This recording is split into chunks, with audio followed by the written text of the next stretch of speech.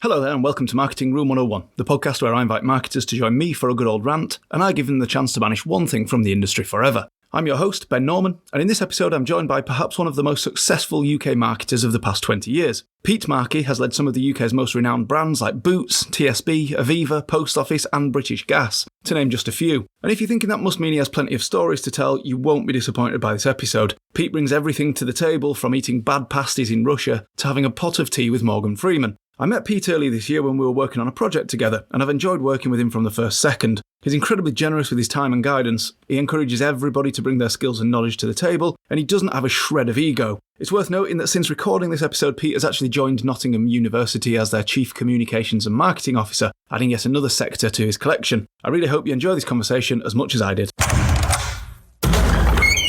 Pete, welcome to Marketing Room 101. Great to be here, Ben. Thank you for having me on. Thank you for coming. So, Pete, the first thing I ask my guests to do when they arrive in Marketing Room 101 is just help listeners out by setting the scene. So what is it actually like in here in Marketing Room 101?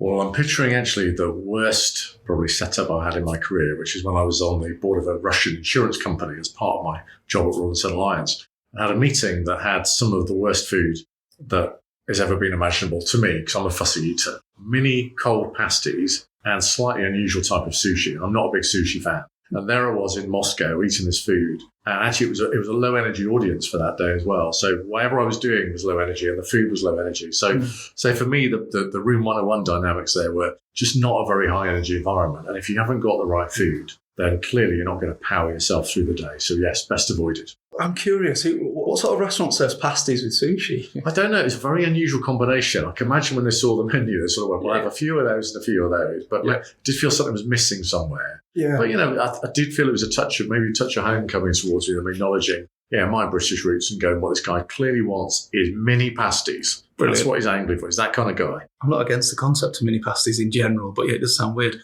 So let's flip that. So if this was now a dream, what would be the ideal spread?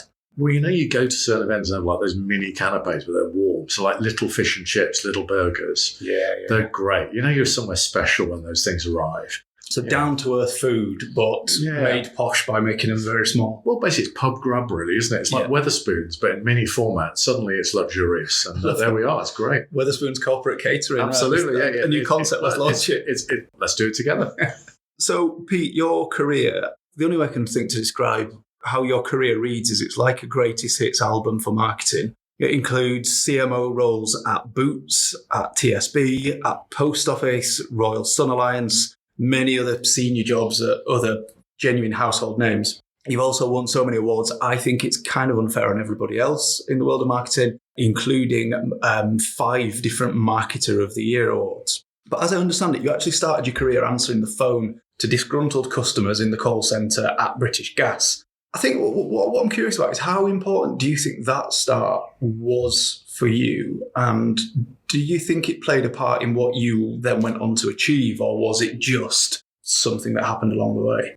I think it was foundational, to be honest, because I basically finished university. The call centre for British Gas was just around the corner. I had a week's holiday and I needed to stay on in Southampton because my then girlfriend, who's now my wife, I wanted to be around because she was there. She's 2 years younger than me. And I thought, right, Southampton's the place I want to be in. So I got this job on a temporary basis answering phones. And it was just at the point where they hadn't quite moved to headsets. It was still picking up the phones. 1995. Old school, yeah. And there were some very angry people who didn't like their meter readings of their gas meter. And I was there trying to help them solve and navigate all of those problems. And I was doing it because I actually wanted to be a radio DJ. That was my secret ambition, to work on the call centre for a while and really get ultimately into radio. And clearly the radio career didn't quite take off, even despite my very, very fun times on hospital radio in Southampton. But no, the call centre was amazing. First of all, the people were fantastic. I was working with a brilliant, brilliant group of people who really cared about what they did. And actually so much focus at that time was spent on the craft of how do we help customers? And it was really important because the energy market just opened to competition. You could buy gas from any other company, not just British Gas.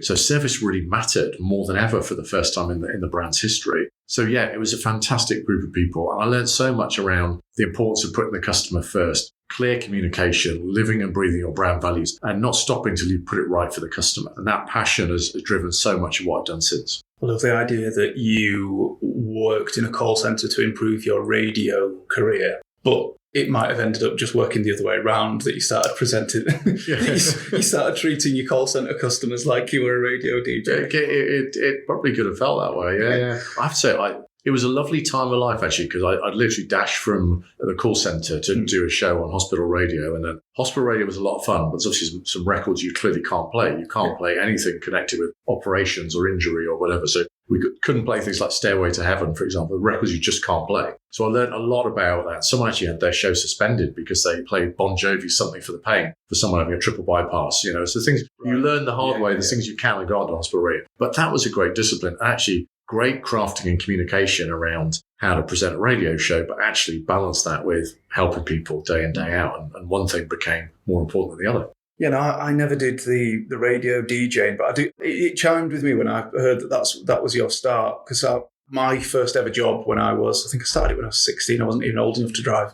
I worked in a BMW dealership for a few years at the start of my career, and I worked in the service department. And when you are still wet behind the ears, but you're dealing with people whose cars are broken down or they've just failed their MOT, I feel like it forces you into very grown-up situations very quickly. And even at a very, very basic level, you learn quite a lot that applies in quite a broad sense to the rest of your career, don't you? By just dealing with one person has an issue that is the most important thing to that person at that moment. You're on the receiving end of it, learning to deal with that, whether that's a person who has an issue with their gas meter or an issue with their engine management light. The techniques that you learn there pass through to when you're dealing with a client or when you're dealing with other stakeholders in a job, don't they? It's kind of foundational. Well, it is, and they're the proof points of the brand, aren't they? I mean, that's where your brand lives or dies. If you're not getting those things right, I mean, the best example for me from my career was I worked on an insurance brand called More Than, and by virtue of what we offered, we were more than offering more than insurance. But our call center experience was not good.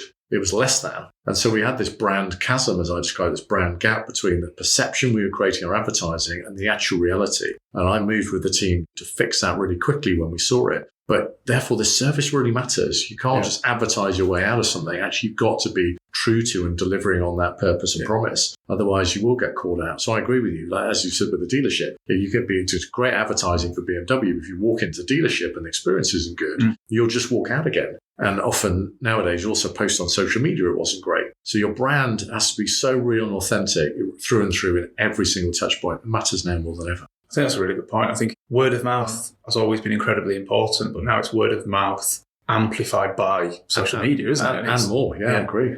So from radio DJ and British Gas call centre, you then went on to do everything that I spoke about before. But if you think about that career that you've had so far, you must have had some real highs, real lows. Is there anything that stands out as a real pinch me moment where you think, oh my God, how have I managed to find myself in this situation in a good way? But then also the opposite. Are there any moments where you found yourself thinking, oh my God, how did I get myself in this situation? Well, plenty. First of all, I feel very blessed to have had the opportunities I've had and the people I've got to work with. So there are so many pinch me moments, but so many people that I'm thankful for helping give me those moments. The one that really stands out is meeting Morgan Freeman. So again, when I worked for More Than, we had a campaign called More Than Freeman, and we had a person that impersonated Morgan Freeman. But we paid Morgan to use the likeness of his voice for the few years we ran it. In the second year, I said to the agency VCCP, I said, look, we're paying Morgan this money.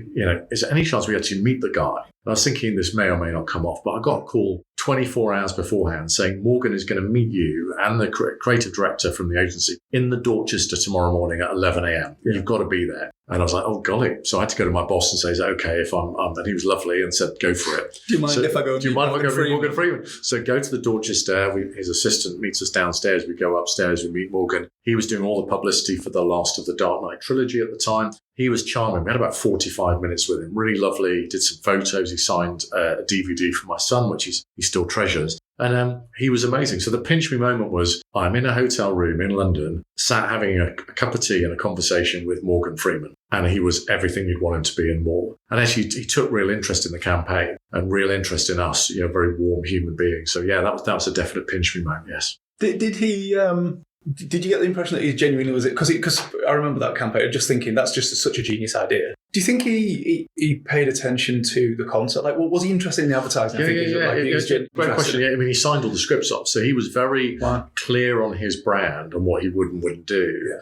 And he did see the humour in the scripts. I mean, the guy, Josh Robert Thompson, is still a good friend who did the impersonation, appeared in the ads. Phenomenal. He can do Tom Cruise, Arnold Schwarzenegger, he can do Morgan. Very, very talented voice artist and a lovely, lovely guy. But yeah, Morgan himself was very invested in it and wanted it to work and saw the fun in it. But also what he saw was how by using his voice, we were getting the brand association and connection with him. And he loved how that was helping both him and our brand as well. So yeah, he was very invested. He was great. I sort of think about the way that a lot of brands operate now. And then I think about a lot of the brands that you've worked with over the years. And that maybe there's an aspect of doing it right, but that aspect of you didn't copy. You didn't try and get away with it. You didn't think, let's just sneak something in close and we'll get it under the radar. You actually said, no, we're going to do this properly. We're going to pay Morgan Freeman for using the likeness of his voice. Did it ever cross your mind to think, well, let's just slide under the radar and he'd probably not notice? No, it didn't. It's a good point. Again, it just wouldn't have been in line with our brand values. What's funny is it was probably not my favourite option when we went into research. The only time my career has happened, usually I go on with a winner. And thankfully, most times it is the winner. But this time, I walked in favouring another campaign that was going to bring back Lucky the dog, who More Than had used before, with Rob Brydon. I thought, that's a great campaign. And this sort of slightly bizarre More Than Freeman thing was in there. And I said to VCCP, you put it in. Just not sure we can deliver it. But you're going to say, keep it in. You love it. Keep it in. I don't dislike it, but it's not my favourite. And the Lucky the Dog and Rob Brydon absolutely bombed in research. People said it was like a crap 70s sitcom. Terrible. I sat there with my head in my hands in the research. Then this Freeman thing comes up and people went, I love this. This is just genius. And I remember turning to someone very senior at VCCP at the end of the third group we ran where unanimously it won. And I just turned around to him and went, can we actually deliver this now? Can we actually do it? And he was like, yes, we can, and we'll do it. And we had to do it breakneck speed. It was very hard getting hold of Morgan. He was traveling and filming, swapping stuff with him. It was quite breakneck. Yeah. But on your point, we had to do it and get it right. And actually knowing that he was behind the scenes and liked the idea was really helpful to give us creative license. It also riffed off Shawshank Redemption, which again is part of his brand, a part of his stable of what's made him who he is. So lovely to have all that buy-in. I saw a talk recently from Jonathan Warburton where he was talking about how they managed to land all these Hollywood A-listers and just how it's so unlikely. But we forget that these people do have a sense of humour. We forget that when they contacted Sylvester Stallone, he thought it was hilarious that this small bakery, Warburtons, in the UK, somewhere in the north that I've never heard of, were interested. But because it's funny, they're like, yeah, all right, why not? There's an aspect of not taking yourself too seriously, even if you're a serious business, isn't there? Well, also, I think that there's this value exchange where the celebrity's brand will rub off on your brand and hopefully vice versa. Well, I did a campaign at TSB before I left with David Schwimmer from Friends. Amazing actor, incredible guy to work with. He was so invested in that campaign. He kept coming over at every shot saying, Pete, is that okay? Do you want me to redo it? He was ad-libbing, creating stuff on the spot. He wrote the scripts with us. A bit of a headache for the compliance team, but he was brilliant. And I'd love to work with him again. But the values he brought, a lot of it to do with his connection with Ross in Friends, rubbed off on the TSB brand at a moment we needed more warmth, more affinity, and it gave us that. So you're right, those right partnerships, they should be a win-win both for brand and celebrity and talent every time. Yeah. So that's your standout pinch me moment. What about the moment where you just thought, how the hell did I get myself in this position? Yeah, it was a campaign that I really don't love. It was with a celebrity who I would say is brilliant. He was a mate who worked with Robert Webb at Post Office. We did 2 campaigns with him. One campaign I loved where we basically relaunched the Post Office with our Christmas campaign, the first Christmas campaign the Post Office has done, I think, in 5 or 6 years. Loved that work, had celebrities in, beautiful bit of work, which we pulled together at breakneck speed.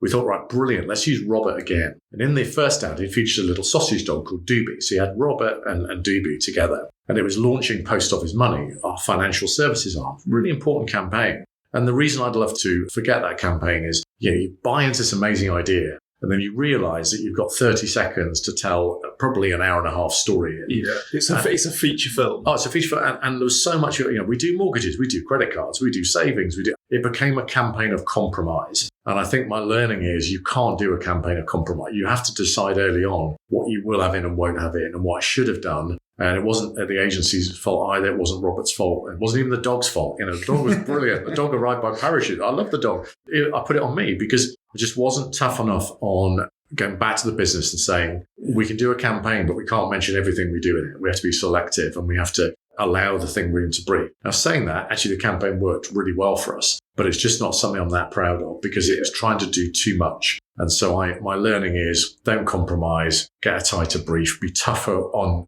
yourself and work more closely with your internal stakeholders just to get it right, manage expectations on what can and can't be. I think some of it was because all those departments were funding the ads. So you felt, I've got to mention it, but we needed to be tougher on ourselves. So yeah, lesson learned. For me, it's potentially the most frequent problem that comes up in this world, isn't it? It's so easy to forget. I think we all know it, don't we? The whole, if you throw one ball, you'll catch it. If you throw two, you won't. But I don't know how it comes about. Do you think it's creep? Do you think you start out with the purity of an idea and things get pushed in? Because I'm dealing with it now on a few client projects where we're redoing something because there's so much being said that nothing's being taken. And it's how do we get into that position in the first place? I think it is because of, I think, the complexity of how some organizations operate and how many stakeholders you've got. I mean, I learned a lot from what I didn't like at Post Office Money when I went into Boots. Boots do so many things. And the danger is you can have lots of pet projects appear. You end up suddenly you're doing something about earwax, ramming earwax into another campaign. We go, earwax is interesting, but I've got top 10 other things I should talk about before that. So it's about discipline, both getting internal discipline in the product teams, but also as a marketing team, just being clear what channels will and won't do. And this became particularly important with Boots at Christmas, going really clear which products and brands will feature in the Christmas campaign and in which media. And actually being clear, we can't put everything in an advert. We can't put the whole of the Boots Christmas gift guide in an advert, but you feel the pressure to do that. So it took a discipline of managing stakeholders, being clear why things were going to feature, and also the role of each channel. You and I know this, but it's worth educating a business that your television advert doesn't need to feature everything in it. Actually, it features the best of what you can provide and what you do. You know, John Lewis set the template, didn't they? Often they'll just feature one thing, but at Heroes to get you to John Lewis. For me, the Boots Christmas advert was always a little shop window into the store and our online offering that teases you in to go, oh, you got that and you got that. And then suddenly opens you up to this amazing almost warehouse full of everything we do. You don't need the advert to fit the warehouse in. Otherwise, it just isn't effective communication. Yeah, fully agree.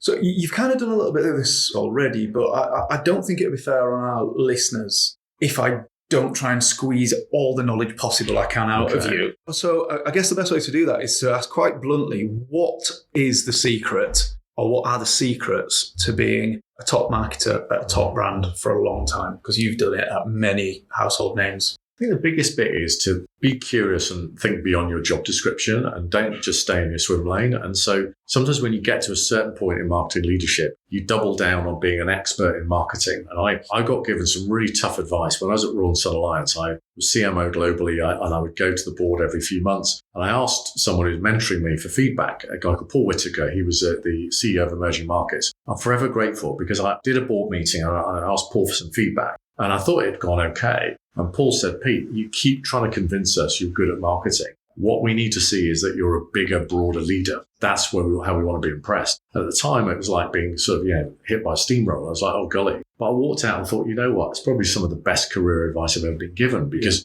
when you get more senior, your job is not to convince people that you know how paid search works and you can run a good Christmas campaign. It's got to be you're a big commercial leader. You can do marketing, otherwise you wouldn't be in the job. But you can influence, the direction the IT strategy is going in, the business strategy, what's happening with HR, what's being done in the shops, for example, in Boots. You have to have influence over all those areas. So I think my tip would be curious and think beyond your pure job description. You're there to be an influential force for good as a leader, and you need to grow and flex outside of just core what's written on a paper in terms of what you do. That's how you succeed. The other bit I'd say is just be great at communicating internally. Don't let marketing become this sort of weird island that people don't understand what's going on. At Boots, I will always run an open book. So anyone, particularly in finance, could come in and have a look at what we're doing. You could see how we're measuring stuff, could easily report the return on investment. And we had a very clear one-pager for the year of this is what marketing are doing. This is how it led us to the business strategy. So no one could look at anything we're doing, whether it's the Love Island partnership at Boots or the Heart partnership or any of the activity we're doing. No one could look at it and say, well, why are you doing that? I deliberately stopped some stuff when I came into Boots. I stopped a sponsorship. I stopped a podcast because they just didn't make sense. They were sort of little projects, pet projects. So get rid of all that. Do stuff that really adds value to the business with a very clear narrative and just be transparent. Show what's working and equally show what's not working. And it just builds trust in the marketing team and you as a leader. So rather than having a 60-page slide deck that is, this is the marketing plan for the year. You're saying actually every year you deduce that into, you've got this one-pager. So everything we're doing comes back to something on that page. Yes. Everything we're doing is driving one of these levers that you've defined. Yeah, and I have for me, that one page was always the front page to a 60-page deck. But that's the page I'd keep bringing back out again when I was sharing the strategy to remind people. How I thought and found out that was really working is when I pitched the David Schwimmer campaign for TSB to Debbie, who was the CEO of TSB at the time. I started off by showing the one page. She said, oh, no, don't worry. I've already seen that. I get that. Totally understand what you're doing. And for me, that was like, tick, great. So the CEO of our business understands our strategy, familiar with that slide, and therefore, right, we're straight into why this fits. And it shortcuts so much. And you're right. Often, I think as marketers, we think we need the 60-page deck. You don't. You know, and I've very rarely presented a full 60-page deck. I'm sure no one's got the time to go into that level of detail. I think as long as you can present a plan, if it's a page or a few pages, go, this is what we're doing. Here's how we're going to focus. Here's how it delivers on the business goals for the year. Off you go. Business understands it, and brilliant. You're away and happy. Yeah, I agree with that. Obviously, I've spent my career on the other side of the fence, and I suppose pitching to a client is similar to what you're talking about there. So finally, before you banish something, which we will let you do in a second, you actually left Boots last year after 5 years. And before that, like I said earlier, many CMO roles at a number of different household names. What are you up to now? And also, just how does that feel? How does it feel different? What's it like being out of that? And what are you doing now? So I've loved every brand I've worked on. Each experience has been different. I've loved banking. I've loved retail. Insurance has been great. The energy sector, all really interesting industries. What I've really enjoyed, though, since moving from Boots last year is actually the chance to get a bit more hands-on again. So I've been working on a variety of things. So I'm working with Fusion Unlimited, a great agency in Leeds. We do performance and content and SEO. And it's been great working on, in fact, you and I have worked on stuff together. We worked on positioning together. We've worked on a new website. We relaunched the agency recently. And it's been great. Rolling up your sleeves and writing stuff, producing stuff again. I've loved that. I've also been working with a couple of celebrities. So I'm working with Ben Shepherd and Joel Dommett. We're launching a male skincare brand later in the year. Brilliant business to be working for. I love everyone involved with that work. And that's been, again, good because it's a small marketing team. We're developing ideas together. We're planning a really exciting launch, campaign development, product development. And it's just been great doing that with a smaller team and being more entrepreneurial, I think, in how we think. So I've actually really got so much. Again, I feel really blessed to have met the people I've met and worked with the people I've met, because it's been a different type of experience that's taught me I can work with budgets of any size, teams of any size, and actually, despite the fact of doing bigger roles, I haven't forgotten how to do the craft of marketing, or I haven't fallen out of love with the craft of marketing. And that's been wonderful to fall almost back in love with the day-to-day of just making great marketing happen. And I wouldn't have missed that for the world. It feels like it's almost quite liberating, might be the word. Like you're almost liberated by the new reality. Are there any downsides or anything where you think, oh God, right, yeah, if only I was back at Boots now? I think it's just the resource bit when you want to get stuff done. You think, oh golly, who's going to do that? And actually, it comes down to you. But actually, you realise I can do those things. It's okay. Yeah, I mean, it is a small thing, but diary management. I've had to learn how to look after my own diary, which sounds really, really simple. But I got so used to having diary support with some brilliant people. Yeah, and I've had only 2 occasions since leaving Boots where I missed a meeting or I was in the wrong town at the wrong moment. And you have moments, oh golly. So I've learned about better time management, manage my own diary, prioritising things better. To start with, that was a little bit challenging. Okay, so the time has come for you to banish something from the world of marketing. So Pete, can you let me know what you'd like to banish, please? Yeah, happy to, Ben. So look, it's interesting because we're all talking a lot about AI at the moment. And just to declare up front, I actually really like AI. I like how I'm able to use AI to help me in my day job. But I'd like to banish the overhype on AI being the answer to everything in the industry or the future of everything in the industry. I worry if we put too much focus there, we lose the joy of the craft of marketing, like I described earlier on, the joy of great strategy, great creative development. And so I absolutely see a future role for AI in the industry. I see it being a way to be more efficient, more effective at what we do. But I don't want to lose the craft of marketing in the process. And I don't want to get so caught up in the hype. I forget about the importance of brilliant people, brilliant ideas and brilliant thinking. And I think we lose that at our peril. So yes, that would be what I'd want to banish, the overhype about AI. from your experience with this and from what you've seen with the teams that you've worked with, do you think you can boil down to some areas where you think actually there are certain areas you can identify where you think actually AI is particularly useful in these areas, but perhaps it's being overused in other areas? Do you think, like, where would your gut tell you is the right sort of use and the wrong sort of use, if there is such a thing as right and wrong? Yeah, it's interesting. I think we're still finding our way in that, Ben. But I think in terms of right usage, for me, I found AI incredibly helpful at research. Yeah, when I'm meeting new clients or trying to understand a business or market or sector, it's a great shortcut into tell me about this industry or tell me about this brand, tell me about who the key people are. So as a research tool, it's brilliant. And if you apply that into core research into your market dynamics, I think it's incredibly helpful. I've also seen several tools where the creative deployment is really exciting and interesting too. Where I'm less sure is around core sort of strategy development, and then that then going all the way through into creative, then deployment into media, and then beyond that. I still feel you need some human intervention there, some human oversight, however good the tools might be. But I guess to answer your question properly, where I'm seeing it really work really well is definitely great at the research end, and also I think really good at some of the creative versioning end of things, and actually some original ideation work being really strong too.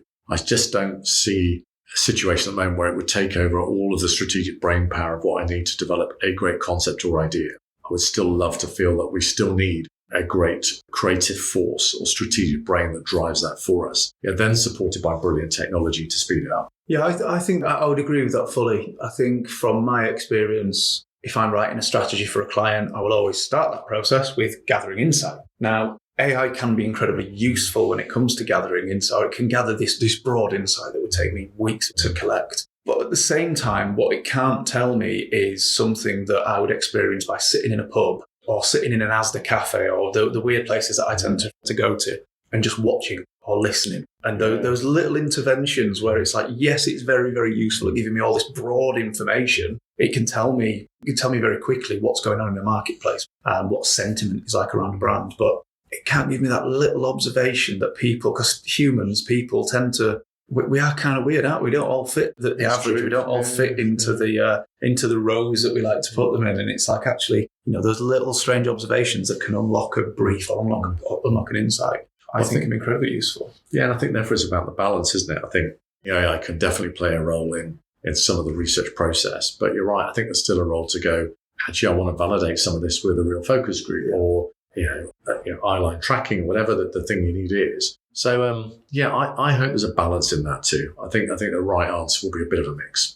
I think the way you described it right at the start there, it reminded me of an analogy I've heard in the past about data, where people shouldn't be describing themselves as data-driven, because there's a problem with data-driven, and that is that the data has got the steering wheel and the data's got the pedals. It's like, actually, the data should be the fuel in the tank and the person should be driving the car. It's similar with AI, where we get excited by these tools, or we get excited, for example, data. We get excited by the fact that we've now got all this amazing access to all this information. But that should therefore be the fuel that we use to then learn from and as humans make those decisions. And I almost think that AI is similar, where whether you're creating a campaign, you can use it as a creative tool, but you're using it as a tool. You're not just sitting back and going, well, I'm in the passenger seat, you crack on and drive. It's not autopilot. And I think that's the bit for the banish with me is we don't want to get to the point where we create jobs where someone turns up in the morning and turns the machine on and watches the machine run and then turns it off and goes home again. Yeah, because that doesn't sound like a full-time job, does it? That sounds like a person who doesn't need to be there. And it doesn't sound like fun. And actually, therefore, just think about the brilliant creative, the great campaigns, the great strategies we've seen that really help brands win. I just don't want to lose those. There's a real benefit in not having the option to take the easy route, isn't there? Sometimes, like all the greatest pieces of work, I say greatest, that sounds very grand. All the pieces of work that I've been most happy with have involved a point at some point where I felt I can't do this. I am in over my head. I don't know how I'm going to figure my way through this problem. I can't come up with the answer. I'm thinking about it while I'm in the shower. I'm thinking about it while I'm like it's stopping me sleeping.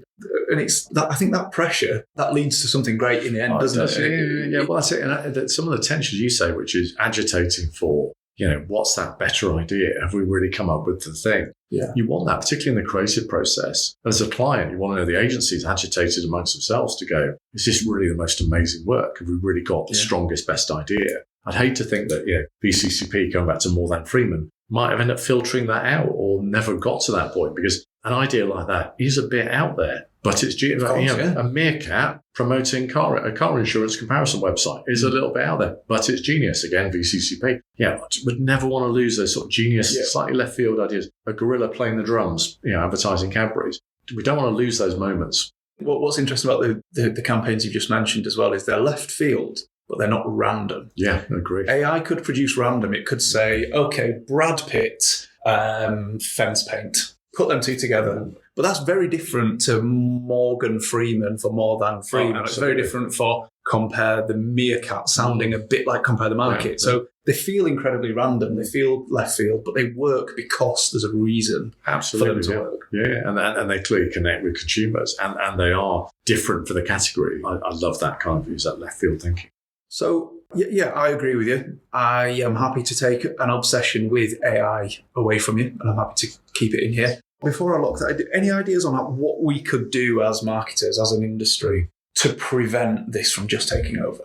I think we've all got a responsibility to fight for the skills you want to hold on to. So I think, I go on an AI journey, definitely. I'm not saying don't do that, but just be really thoughtful about where you deploy it and what role you want agencies to play, what role you want your teams to play. So I guess fundamentally what I'm saying is plan it all out. Don't sort of fall into it. Plan out your workflows, plan out what technology will do, what your agencies will do, and what you will do, and be very deliberate about it. Yeah. Otherwise, you will end up accidentally falling into a way of working. Yeah, and fight to protect the things you go in particularly your marketing teams and in your agency teams. These are the skills that I'm going to fight for. These are the skills that are going to define my brand and where we go, and define what my agency does, my agency's work as well. So just be very, very deliberate.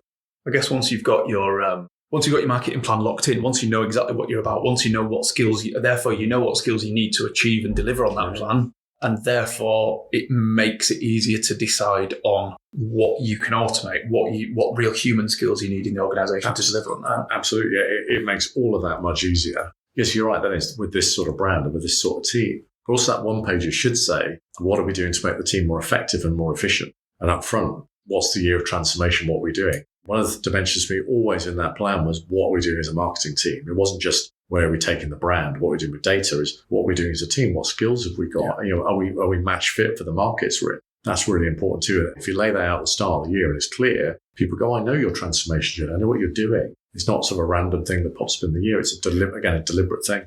Okay, I'm going to take that from you. An obsession with AI is locked in here in Marketing Room 101 now. How does that make you feel? A load is lifted off me, so thank you. So while you're here, is there anything that you would like to bring back to the marketing world before you go? I'd love to bring back a love of brand and purpose and really strong differentiated brands. I worry, again, there's so much focus on the bottom of the funnel and performance. And look, I love that end.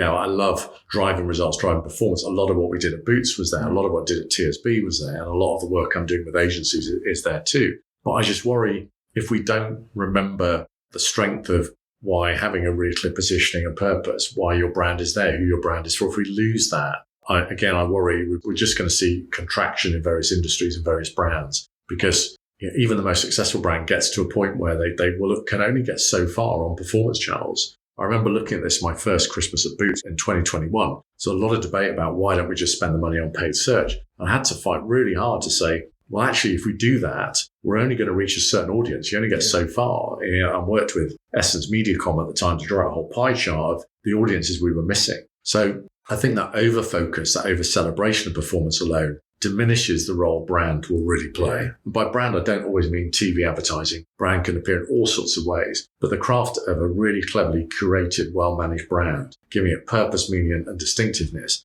again, I'm worried we're losing sight of that. So I'd love to bring back that passion, but also that celebration of that for the marketer. The marketers aren't just assessed on, do you understand the dynamics of AI, paid search, performance media, etc. But do you understand the dynamics of a brand and purpose and positioning and the craft of what makes marketing wonderful?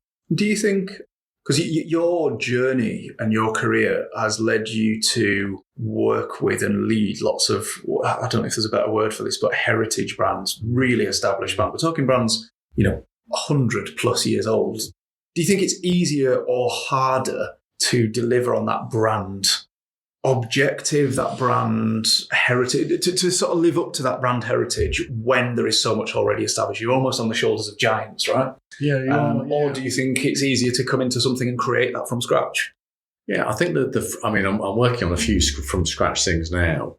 So the work I'm doing with Ben and Joel is focused on almost the enemy in the industry. What are the things in the industry that we want to improve or make better for men with skincare? That's been a lot of fun. But it's still challenging because you're asking yourself, why do we exist? Why are we doing this? All really great questions, working with again, some incredible people. But you're right, with more legacy brands, there is still a challenge there because people can fall out of love with the brand. And again, any business looking to drive growth, you end up with all these conversations about, do we cut brand spend? Do we just drive performance like the Boots Christmas piece? You sort of lose sight of what your brand is also trying to communicate or message or what your other narrative is. So I think it's a job of every marketer to keep the flame alive really in a brand, to keep telling the story of the brand, to make the brand real and everything. So one of the things I did in Boots in the year before I left is weave the brand purpose into the business strategy. So the business strategy and what we were doing, our 3-year plan, weaved in the purpose and it was integral to it. And I think we should be doing those sorts of things as marketers, where the brand purpose isn't something that sits, but that's the thing on a poster. It's actually what we do.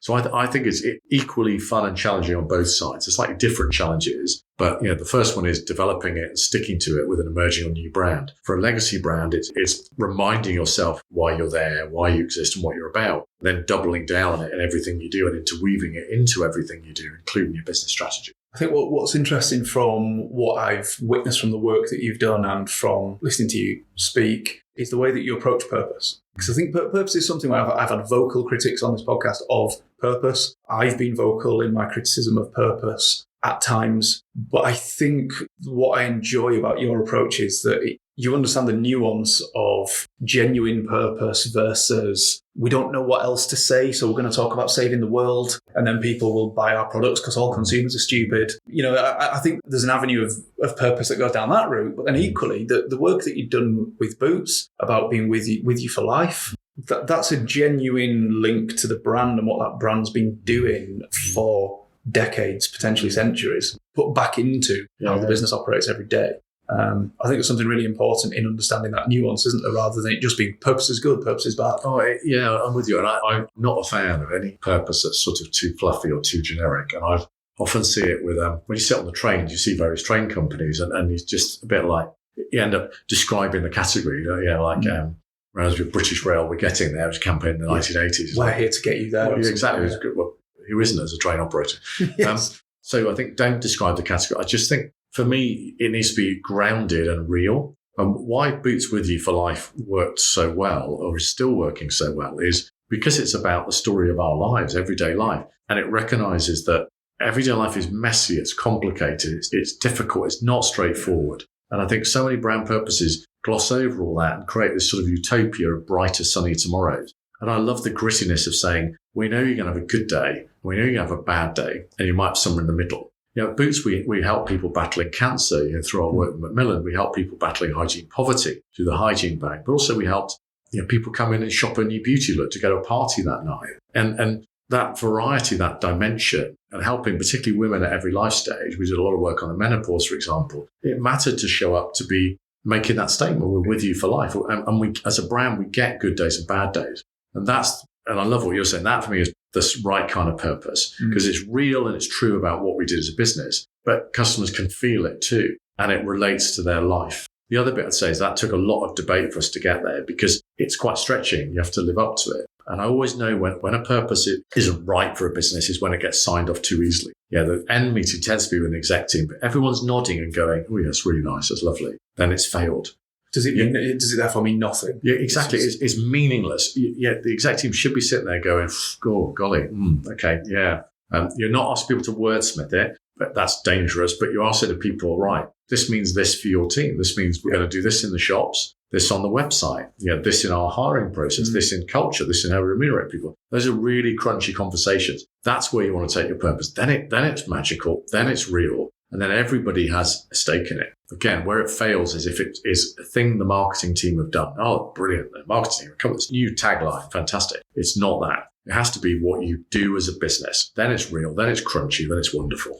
because it will be thrown back at you in your customer complaints if it's not delivered on every possible avenue, won't it? Yeah. It's like, Boots, you say you're with me for life, but I've just gone into your store and I've been told X, Y, Z. Like, it's got to touch every part of the business. Well, there's a model, you're right, there's a model I love, it's an interbrand model I've used a lot in a number of businesses that say, to do exactly what you said, Ben, it needs to be real in 4 areas. It needs to be real in your communication and storytelling, which we all know well, with campaign activity and more. Real in products and services, what you offer and what you do, what you sell.